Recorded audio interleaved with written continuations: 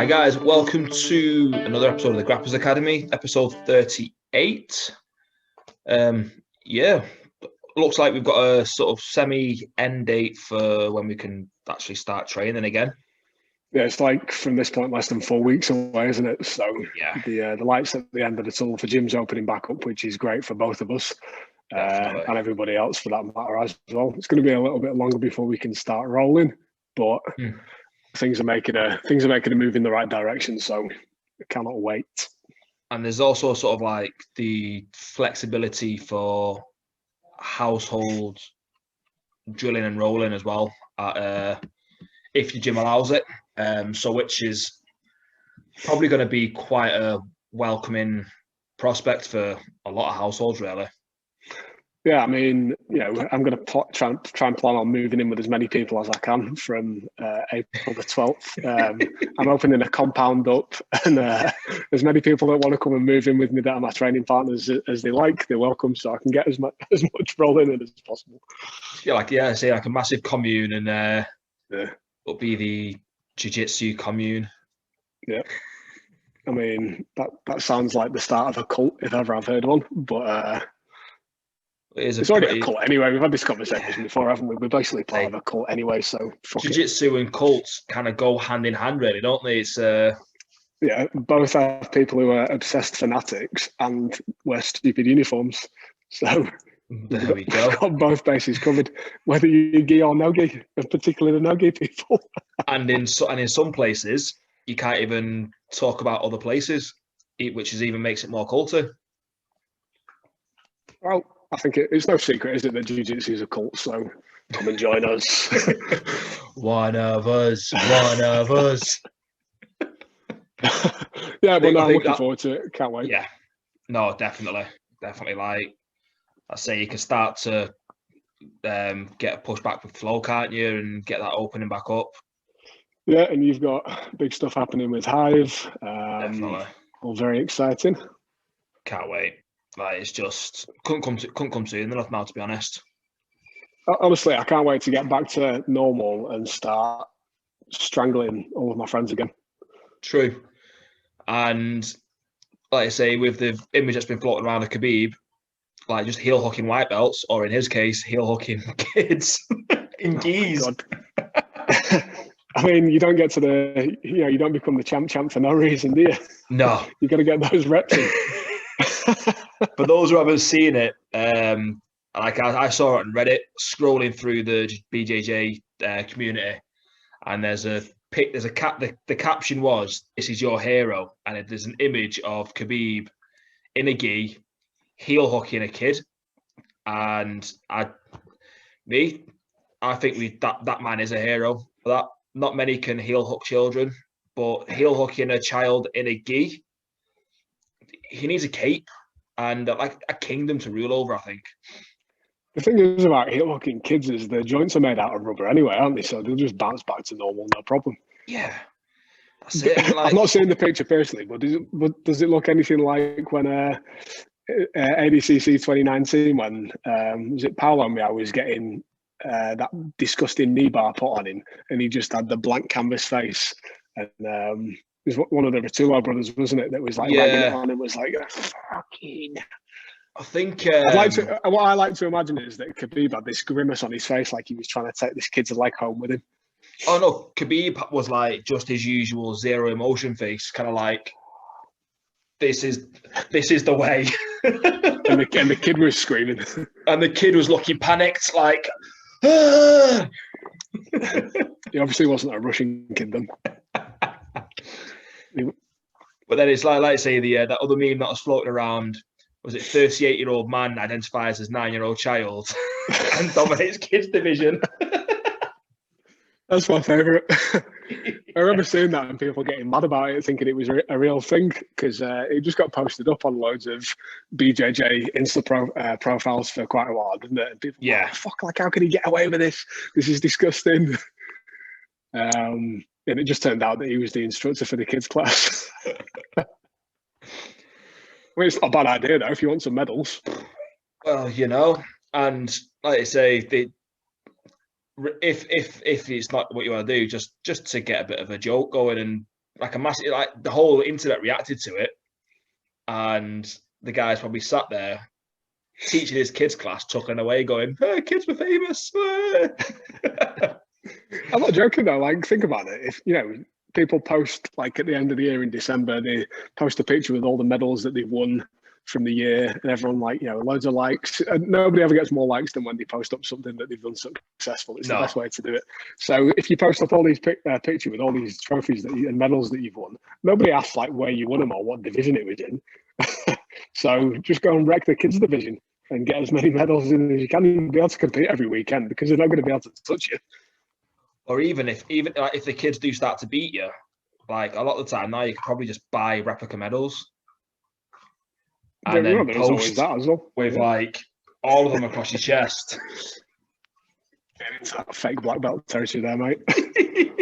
Yeah. Well, I'd say I won't put it past a lot of people anyway.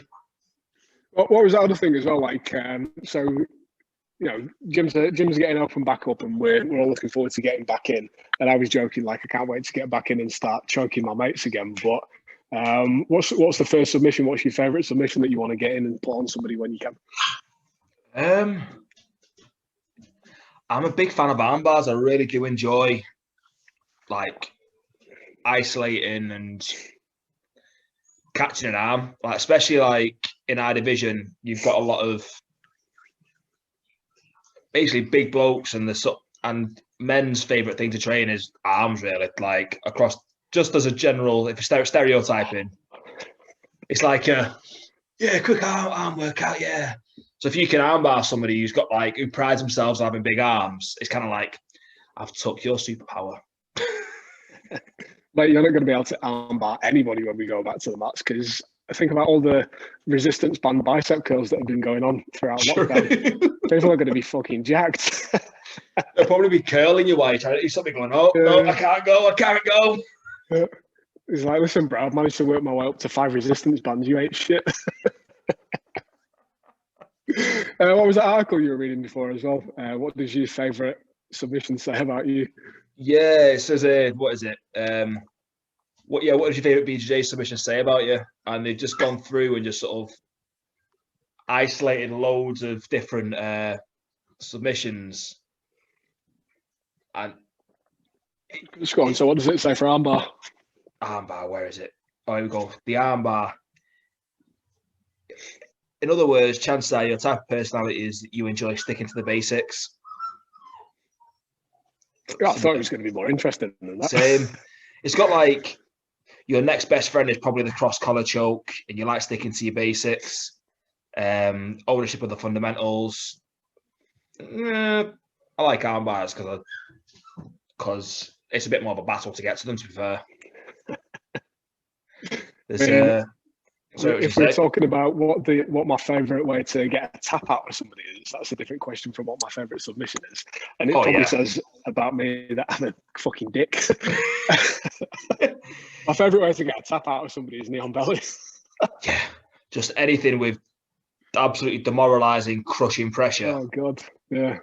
But what I love as well is, like, I've got a couple of people that I train with, and this is gonna sound bad on my part, but the kid's an animal. He's a 16-year-old kid, and you put knee on belly on him, and you're not trying to kill him with it, but you put in some pressure in. And he's like, and bear in mind, before that, I just tapped a full-grown adult with knee on belly that was barely any pressure, and then this kid's going to me, "Go on, is that all you've got? Come on, give me out there." I'm like, "I respect you, mate. That's very good. Carry on with that attitude, and you're going to do well in life." So now it's time for shin on neck instead. Time for shin on neck instead. But no, yeah, I mean, for stuff like that, I don't know. I've got a lot more respect for that kid than the guy who taps to knee on belly pressure when it wasn't really that hard. Do you know what I mean? And more importantly, what that says about me is that I'm a dickhead. But I fall in the same bracket, to be fair. Like, if I can tap someone with absolutely crushing pressure, I'm happily going to go for it.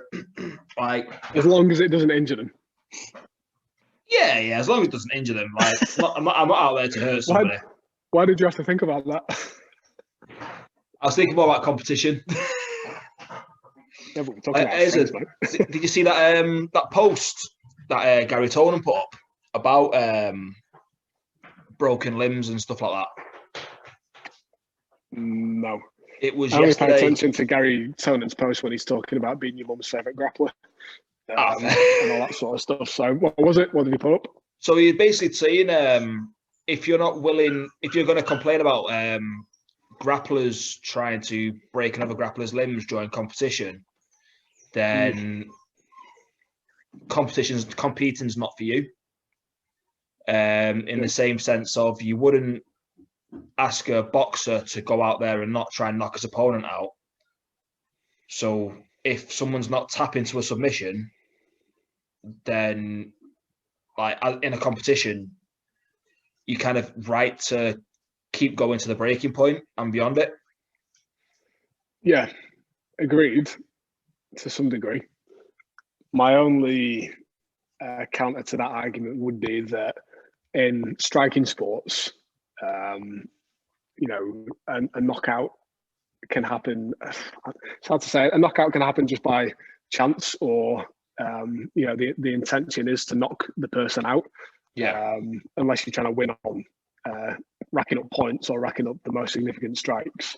Whereas with jiu-jitsu, you're trying to get the tap, not necessarily break a limb. And there is a choice between the guy applying the submission and the guy on the receiving end of the submission, whether it does go to that breaking point. And I think that's probably kind of most people's major argument with heel hooks and stuff like that, isn't it? Because the tolerance of movement from being not a break to a break is really small. Yeah. And I think that's why a lot of people are scared of the heel hooks and would consider them to be a more dangerous submission. But on the other hand, this is actually a good point, because see, Jed Hugh posted up a little story, or somebody had reshared a match of his where a guy kind of like fake tapped to a heel hook, and he let go, and then he applied another heel hook again up like within like 10 seconds of the guy fake tapping, and basically snapped his leg off. So whose fault is that? First guy for fake tapping. It's the guy who fake tapped. Yeah. Like, there's one of them, like, because at every point, there's always going to be a point for you to tap in every submission opportunity. Whether that's prior to the pressure being applied. So, for example, in a heel hook, if you know that it's going to go on fast, you tap in mid-transition, I'd say. Or if you're in a control point and there's no way out and there's pressure building up, you've got an opportunity to tap. But if you decide not to tap, then for me, the break or the injury that occurs is on the non-tapper's side as opposed to the applier's side. Yeah, the person on the receiving end. Yeah. What about a choke-only grappling tournament? If you go sleep, you go sleep. If you go to sleep, you go to sleep. It's a very, you're going to be pretty hard pressed to cause some serious damage. Yeah. After that, I mean, that's a pretty safe way of doing it. But God damn it, that'd be hard. Because like my view on it is like in the gym, it's catch and release if no one's tapping. But in competition, like you give the opportunity for them to tap. If they don't tap, you keep going, regardless of the level of competition, because especially if you're giving them ample time or ample opportunity to tap from it, it's their decision not to. Yep. Well, I guess that then brings up the argument of what's the referee's job in a jiu-jitsu match? Because a referee's job in an MMA match is to stop the fighter from taking significant damage. So then does that, I'm not saying that should be the case for jiu-jitsu, because it's going to be really difficult to do that. And you're going to get a lot of badly called early stoppages for, I mean, this has happened in Submission Underground as well, hasn't it? Referees calling matches when there was no sub or no tap. Yeah, I think it is a tough one. I think unless there is a break, the referee doesn't necessarily have the right to stop the fight, because there's no like semi knocked out position. Like with striking, they could be out on the feet, and the referees needed there for intervention. Whereas jiu-jitsu, there's not. It's either on or it's not. There's no sort of middle ground with it. Well, the other thing is as well, if there is a breakage and the guy who's had something broken decides to continue, is that their choice? Like, you know, you're looking for a submission. Like, if you break or pop an arm on an arm bar and the guy can then wriggle out and continue and wants to carry on fighting, is that their choice? See, with that one, so because that brings in the argument of who was it? Jacare. Against Jacare and Hodge Gracie. Tucked his arm in his belt. Genuinely think that fight should have been stopped, because that's essentially the same as a TKO or a knockout. If you've allowed a limb to get broken, you can't continue. You need medical attention. Yeah, but it's the fighters, it's the jiu-jitsu players' decision to make, isn't it? You know, it's not going to become any more broken once it's already broke. If you want to carry on, but then you could say the same with knockouts. Like the referee steps in for the fighter's safety, and if someone's had an arm break or some sort of tear in the body, you don't know the internal damage, so they could be essentially bleeding out internally, but not be aware of it until it's too late. Yeah, true.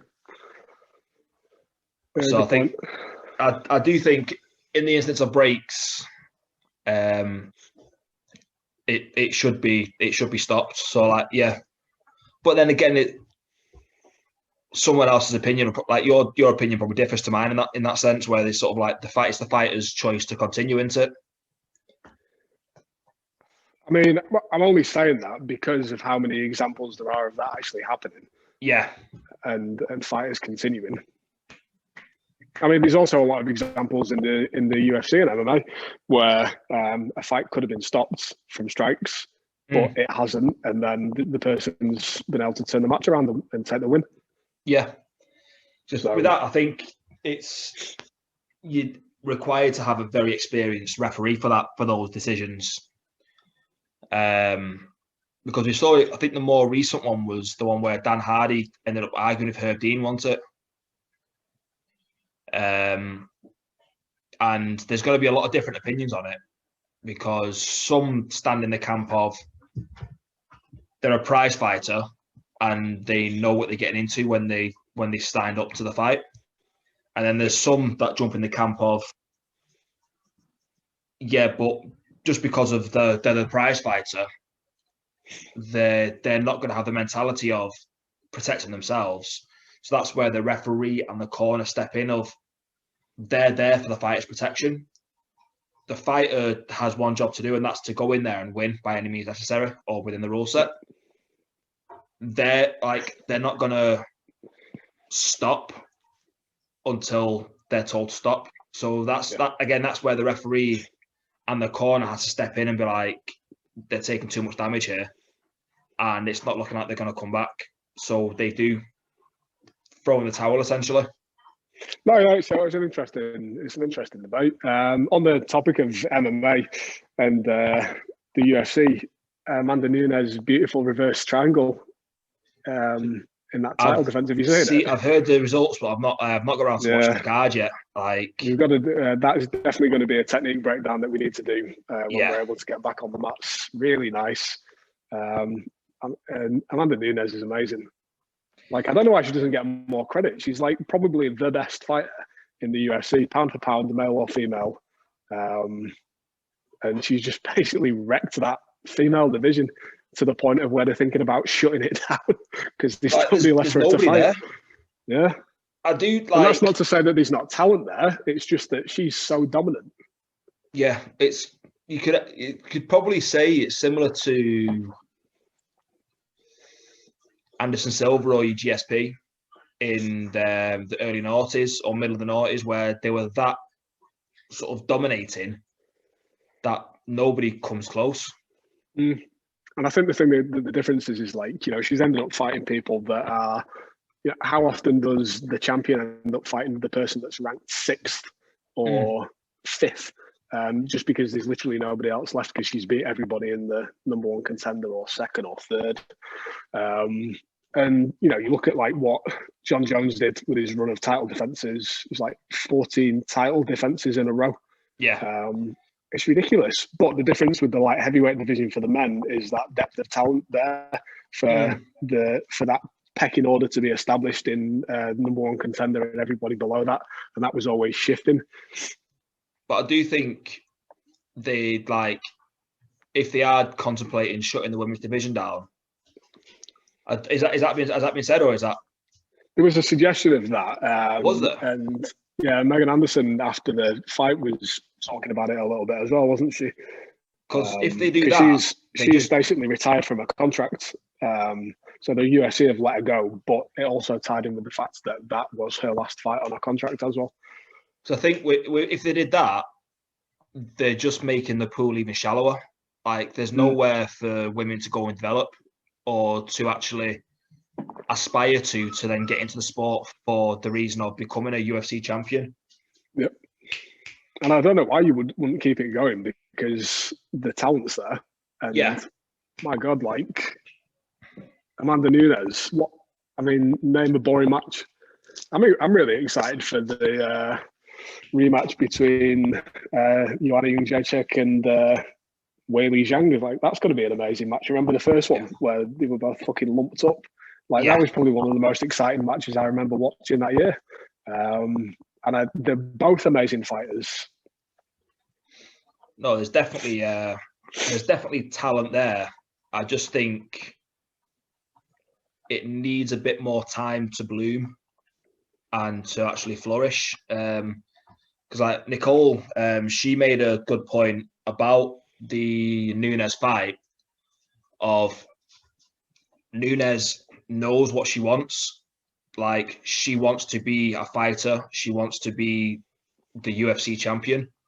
Yeah. Whereas it's almost as if some of the female fighters have been conditioned to, we need to appeal to the male market in that sex appeal side, as well as being a fighter. And it's like, if you're doing that, you're most likely not going to focus fully on the job that needs doing, because you're going to be getting pulled at multiple angles. And it is going to have a knock-on effect on your training. Whereas if you sort of take away that marketing aspect, because it'd be like the same as, is it Sage Northcutt who was the sort of the semi-poster boy for, it's got a delivery. Pause this for a second. I'll just pause this for a second while we go. So back to what we were saying. Sage Northcutt, like, he came in as a bit of that handsome sort of poster boy kind of look, where he was talented. He had the look to almost be on Men's Health, and he was getting pulled at multiple angles for being, here you look aesthetically pleasing and you're going to appeal to this market, but we also want you to be a fighter. But being pulled in those both directions doesn't quite work. Like, you need to focus on the job at hand. And if you can't focus on the job at hand, it's going to have a knock-on effect with your career. To be honest, you can probably make that same. I'm not trying to diminish what you're saying there, but you can make the same argument for all UFC MMA fighters, because the reality is, in terms of what they get paid, like, somebody might look at what they're getting paid for a fight at 100. Let's say that, I don't know what's a mid-ranking sort of guy earning for a fight. Probably maybe 30 grand. You'd probably say 30 to show and probably another 15 to win, maybe. I mean, you even look at some headlining fighters on the main cards, and they're earning like maybe 150 grand. It is a lot of money, and it sounds like a lot of money, but when you actually factor how that money then has to get redistributed for them, they've got to pay the coaches, they've got to pay to train, to live, they're not working other jobs. That's their full-time job. It's not actually a great deal of money for fighters to be earning for the amount of time of investment, and they are professional athletes. Yeah. Look at some of the NFL contracts, NBA contracts. They are getting paid millions of pounds a year to be professional athletes. And, you know, the disparity between that and MMA is ridiculous. And that's why ultimately it's never going to be a level playing field. But the point that I'm trying to make is that there's a very short window of time where you can capitalize on making money in the MMA industry, and you've got to try and diversify your revenue income as much as you can. So, like, look at Conor McGregor, for example. He used that platform amazingly to promote his other revenue incomes at Proper 12 Whiskey, and I hear he's going to sell out his share in that for God knows how many million that's going to be. But great, like, make as much money as you can. Oh yeah, no, wholeheartedly agree with it. Like, I think my thing on it is it's almost kind of like an unfair pressure on the female fighters to be pulled at all these different angles of, okay, we've got a predominantly male audience, so you've kind of got to appeal to those, not only in being a fighter, but also in your femininity. And whereas with the male fighters, they've got the freedom to be like, I want to be this way, or I want to be that way. Or if you're as talented as GSP, you can do both. Yeah. Well, just get into the world of BJJ, and then you can do both at the same time, like Craig Jones is doing, and sell your oil check DVDs, and then you can appeal to all the markets. But no, yeah, I totally get it. It's a tough thing. You see, like Paige Van Zandt's a perfect example, isn't she? Yeah. But that's the difference between, and I'm not saying that everybody that gets into the UFC doesn't want to become the champion, but some people really want to be the champ, and that is their focus, and they're going to train specifically for that, and they don't care about whether they want to have that sex appeal or whatever it is. It's like, I'm here to do my job, and I'm going to do it, and I'm going to be the champ. Other people are going to come in and be like, yeah, I want to be a UFC fighter, and I'm going to take all the opportunities that I can get off the back of that, male or female. No, definitely. So, people are there for different reasons, and yeah,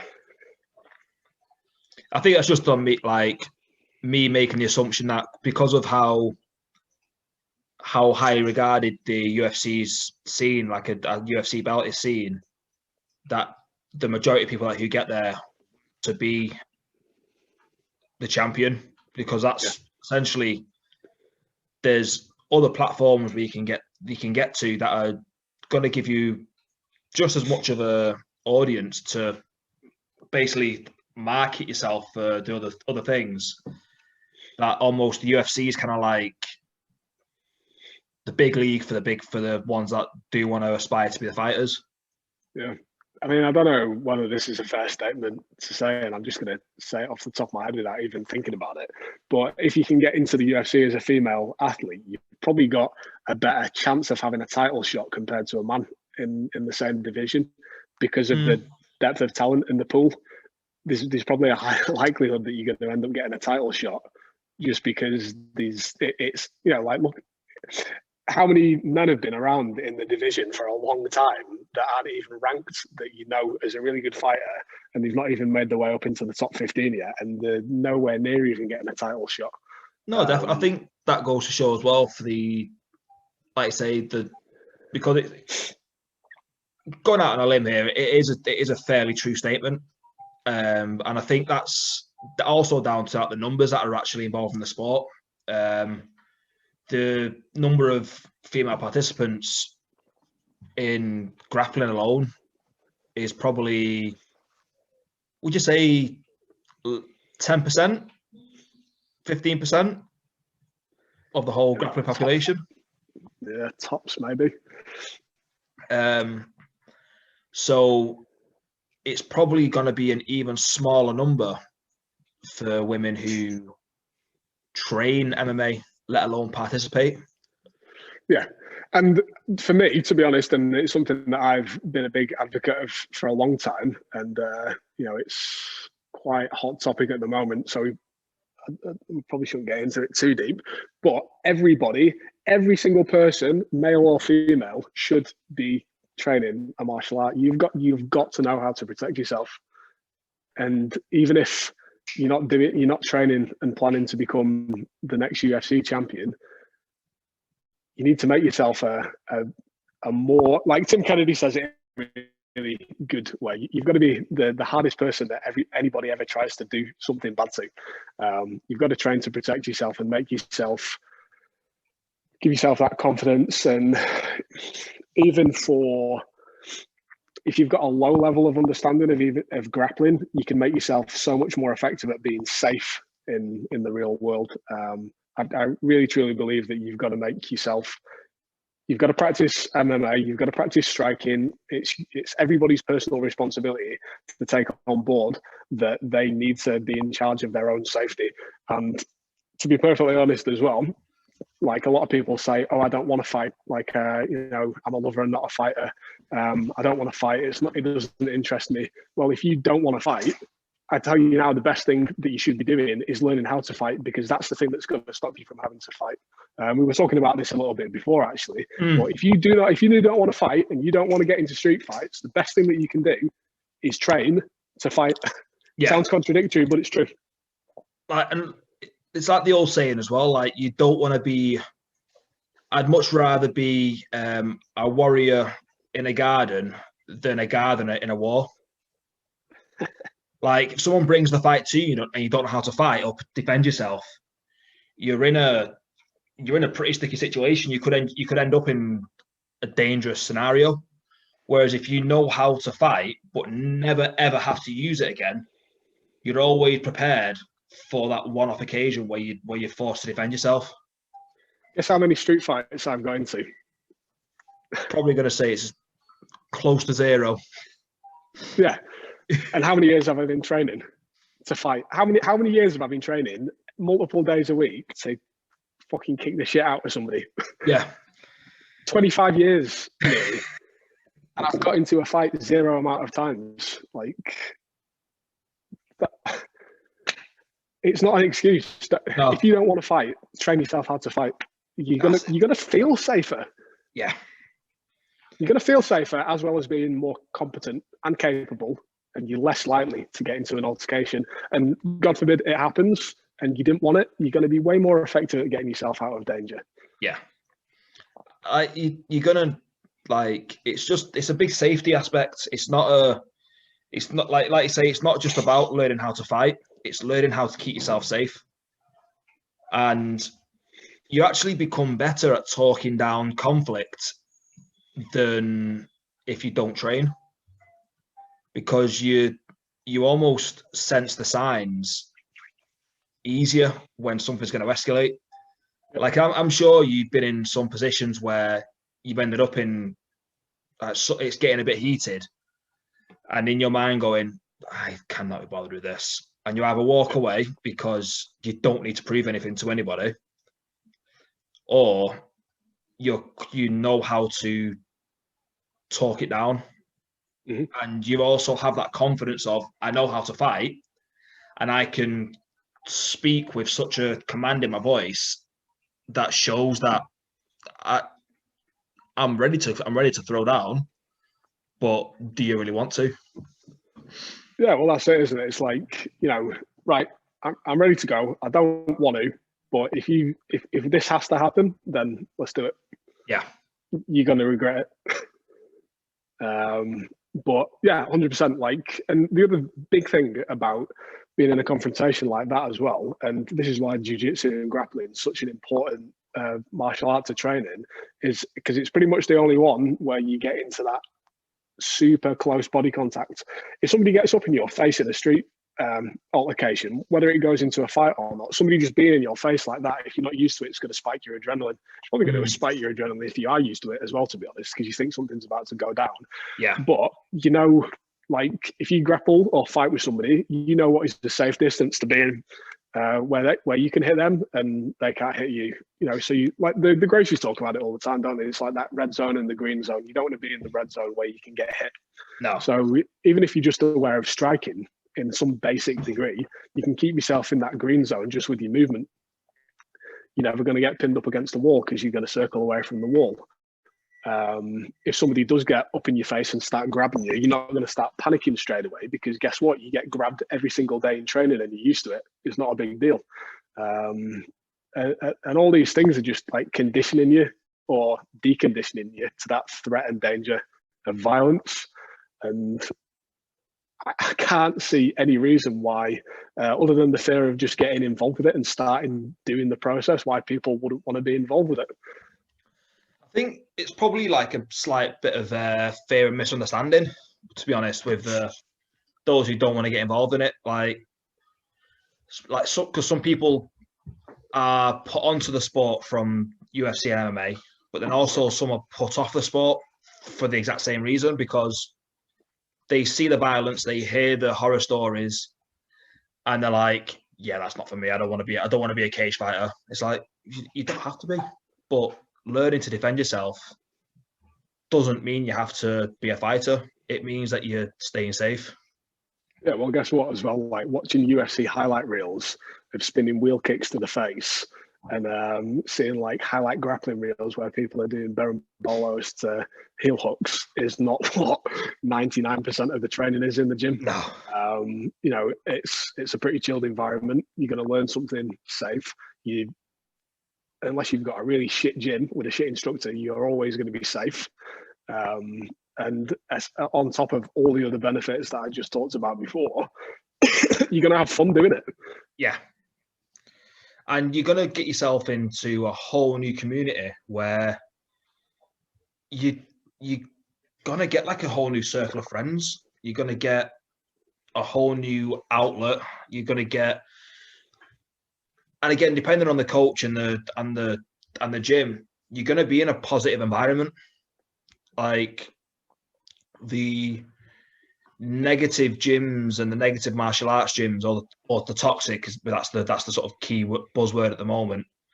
Like toxic gyms are becoming less and less frequent, more so because people want to train and have fun, not train and be barked at. Yeah, it's not, it's not your full-time job. You're there for a hobby. Yeah. At the end of the day, you're there to enjoy yourself. So, naturally, if you are at one of those sorts of gyms, I guess you're going to gravitate away from that. And we've had this conversation loads of times before, haven't we? Like, different gyms have different energies and attitudes, and it's just like you're not going to walk into just any circle of friends in any walk of life and immediately be comfortable and drop into that group of friends. So, it might take a little bit of bouncing around gyms to find the one that's right for you. Like, don't feel like you need to stick with the first gym that you go at. No. You said before, go and try loads of different gyms. Like, figure out which one it is that you like the energy of. Because that's the one that you're going to go and want to train at most. Yeah. If you don't enjoy the training environment, you're going to dread going down, and like you're going to limit your learning ultimately. So find somewhere that you like spending your time. Oh, definitely. And I'd say as well, like if you're doing that, be open to the coach about it, because you'll also be able to gauge off their reaction whether it's a place for you as well. Because if you let them know, saying, "Oh, look, I'm new to the area, I just want to try a few different gyms out. Can I come down and try a session? I'll pay the mat fee or whatever." If they turn around and be like, "Yeah, come down," and like just welcoming as if you're a new member, or like treat you like a full member, then that might help the decision. Whereas some people might turn around and be like, "No, you're either going to train here, and you're not just going to come and try a session. You're either going to train here or not." Like, yeah, and you need to buy the gi. You need to buy the gi with a patch, and I'm just trying to rile you up. But in summary, knuckles going white, going, "Oh." Yeah. You are the example of that meme where it's been 8 minutes since I talked about Gracie Barra. Oh yeah, Gracie Barra and CrossFit. What's the difference? I love that meme where it's the guy stood at the urinal, and then the other guy's walking past 15 urinals to come and take a piss right next to him to tell him about CrossFit. Oh yeah, and then the same meme applies for, I train at Gracie Barra, or even I train Brazilian Jiu-Jitsu.